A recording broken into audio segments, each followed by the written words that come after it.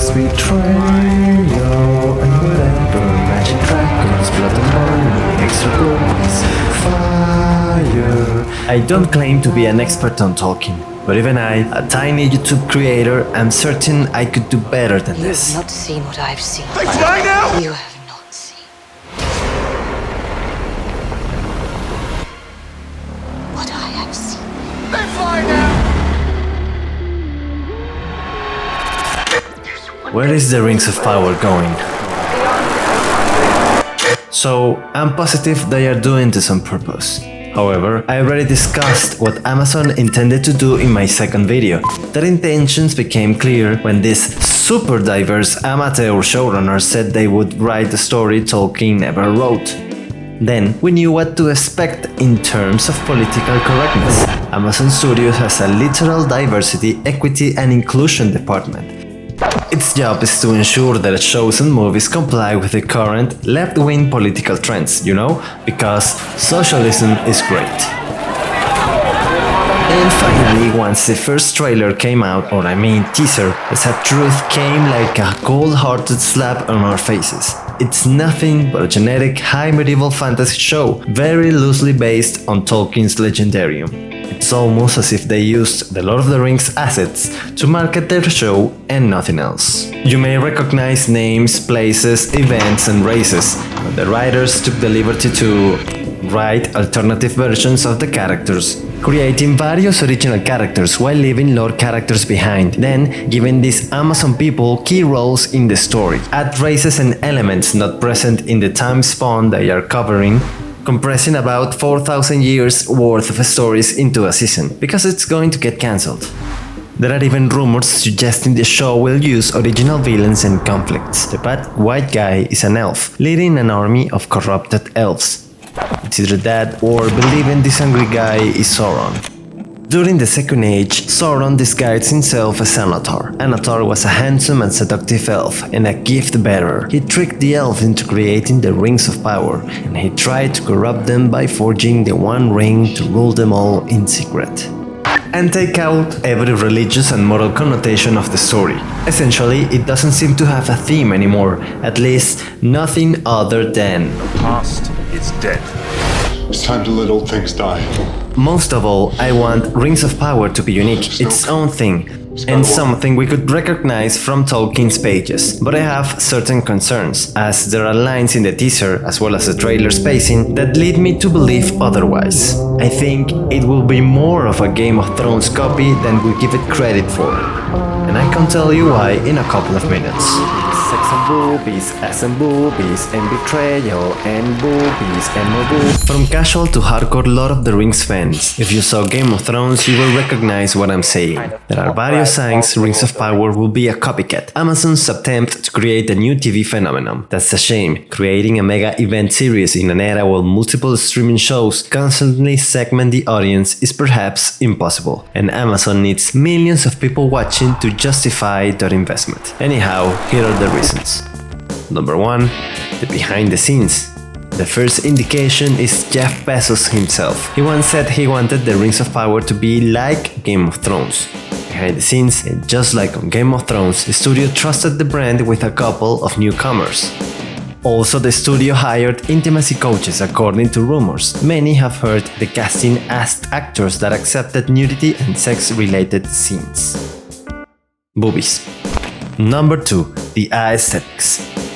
The second reason is obvious to everyone and hard to deny. The visual similitude between Game of Thrones and Rings of Power is staggering. Rings of Power looks amazing in some places, particularly regarding CGI. Outside of the VFX, camera work also looks stunning. The show has a cinematic level, great looking dwarves and some nice armors. Nevertheless, some areas leave a lot of questions. In specific, set and character design lack the Middle-earth personality. The color palette, character design and location design feels like recycled HBO props. For example, HBO took the time to create unique armor and sigil sets for every major house. On Rings of Power, we've got poop armor.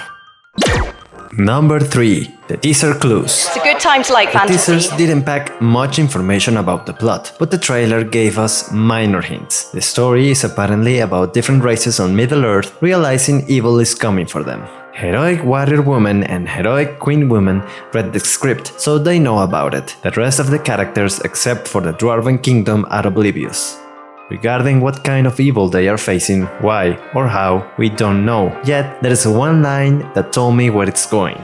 Darkness will march over the face of the earth. It looks sadly familiar to... Winter is coming. Moreover, I believe there's no main character in the series. Rather, Rings of Power relies on an ensemble cast of characters from different kingdoms and parts of Middle-earth. Then, this scene of Elrond visiting the Dwarf Lords of Khazad Dûm says, I am sorry, but their time has come.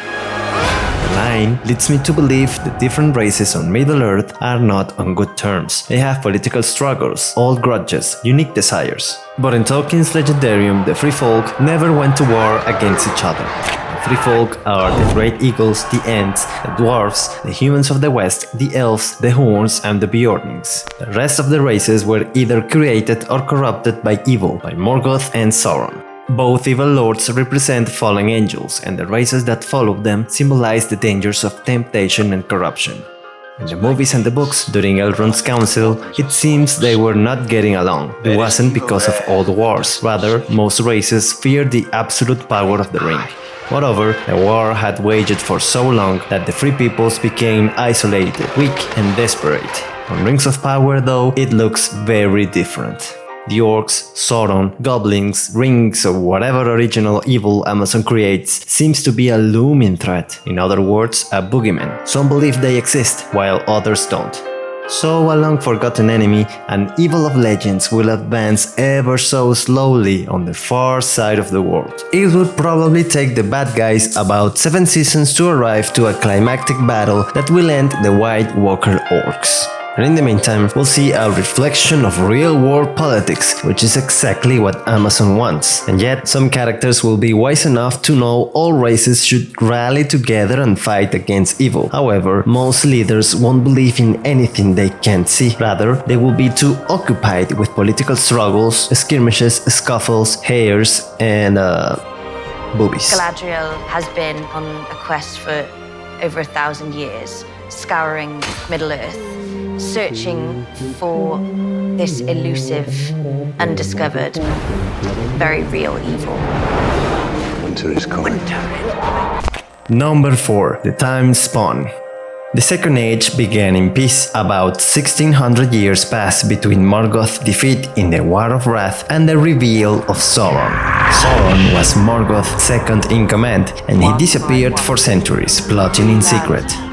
He reappeared as Anatar around the year 1200 of the Second Age, but he had already been preparing his forces and fortresses. Around the year 1500 of the Second Age, he deceived Celebrimbor and the Elves. Together, they forged the 3 Rings of Power, which are not yet part of the show's teasers or trailers. In fact, they are not going to be part of the Rings of Power Season 1. Soon after, the war between the elves and Sauron began. Last alliance of men and elves marched against the However, I'm confused. You're showing Al-Pharazôn, the last king of Númenor. He took the throne by marrying Miriel in the year 3255. Sauron was well known by that time. War was all around Middle-earth. So I'm confused about the number of liberties you took. In particular, you're saying you compressed a timeline of about 4,000 years into about 150 years. So everything I discussed and many more events happened during that time. It means immortal and wise elven characters forgot evil exists after a couple of decades of peace? I really don't understand.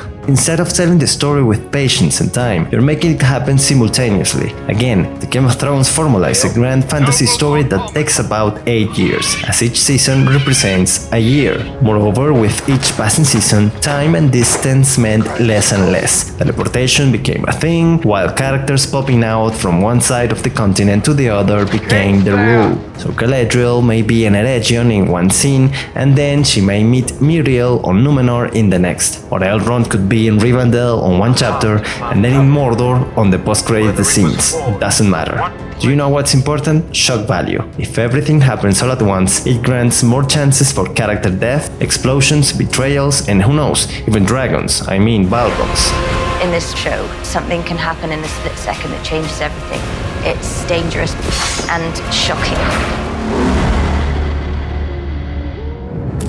Number 5. The Comet.